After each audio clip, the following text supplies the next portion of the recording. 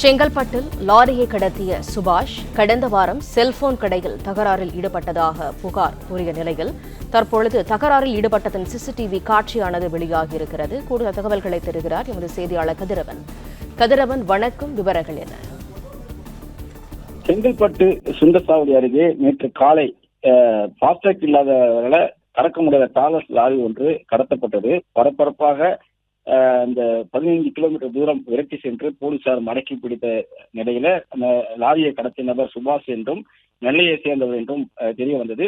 மனநலம் பாதிக்கப்பட்ட நபர் போல இருப்பதனால அவை மனநல காப்பகத்திலும் அவர் அனுமதிக்கப்பட்டு அவருக்கு சிகிச்சை அளிக்கப்பட்டிருக்கக்கூடிய நிலையில கடந்த 15ஆம் தேதி சென்னை கோயம்பேடுல விஜயகாந்த் அவர்கள் திருமண மண்டபத்துக்கு எதிரே உள்ள ஒரு செல்போன் கடையில செல்போன் வாங்கிய பிறகு அந்த கடை ஊழியரை மூர்க்கத்தனமாக அவர் தாக்கக்கூடிய சிசிடிவி காட்சிகள் வெளியாகி இருக்கிறது.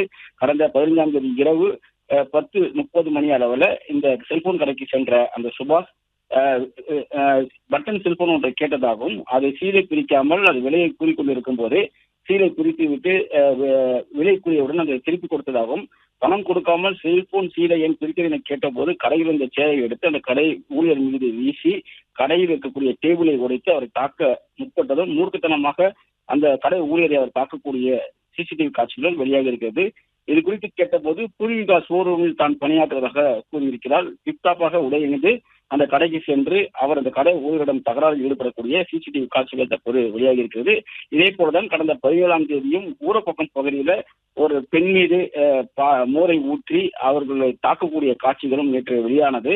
தொடர்ச்சியாக இவர் சென்னை உள்ளிட்ட பல்வேறு பகுதிகளில் இது போன்ற செயல்களில் ஈடுபட்டிருப்பதும் இதன் மூலமாக தெரிய வந்திருக்கிறது.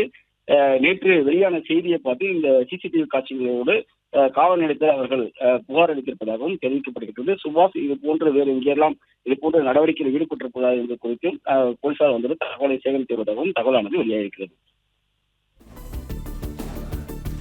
தகவல்களுக்கு நன்றி கதிரவன். பிளே ஸ்டோர் மற்றும் ஆப் ஸ்டோரில் இருந்து பாலிமர் செயலியை QR கோடு மூலம் பதிவிறக்கம் செய்யுங்கள்.